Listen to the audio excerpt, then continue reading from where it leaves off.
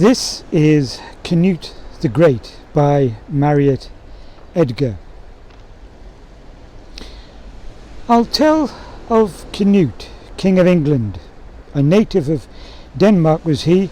His hobbies were roving and raiding and paddling his feet in the sea. By trade he were what's called a Viking. Every summer he'd visit our shore, help himself to whatever he wanted, and come back in the autumn for more. These trips always showed him a profit, but what stumped him to know was this here, where the English folk got all the money he came and took off them each year. After duly considering the matter, he concluded of how his best course were to have an invasion of England and tap the supply at its source. He got other Vikings to join him with a promise of plunder and spoil, and raked up atrocity stories to bring all their blood to a boil. They landed one morning in Weymouth and waited for the fight to begin. Well, their foe, Ethelred the Unready, found his army and got it fell in. When the battle was done, Crown of England changed heads, so the history book states, from Ethelred's 7 1/4 to King Canute's 6 5/8. The Vikings were cheered as the winners. Ethelred he went somewhere and died, and Canute, to his lasting atonement, made the widow Queen Emma his bride. She started to teach him manners, to drink without wetting his nose, put his hand to her mouth and say pardon every time the occasion arose.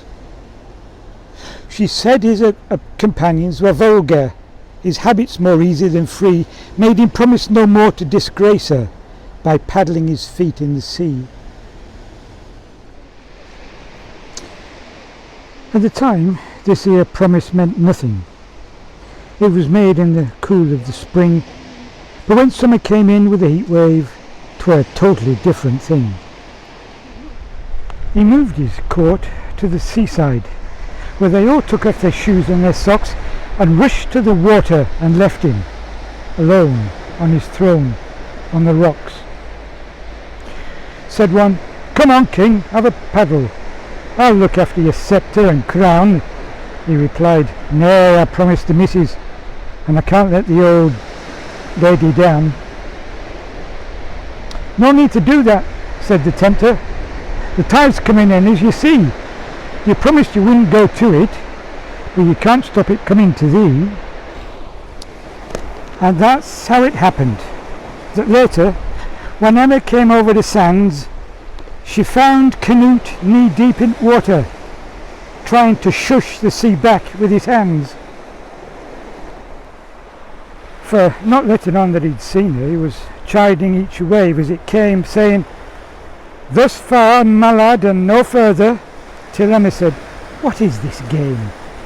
He replied, "The flatterers told me that the sea would obey me, and so I'm giving them this demonstration to show what a fat lot they know." "You're doing quite right," shouted Emma. "It's time someone made them look small."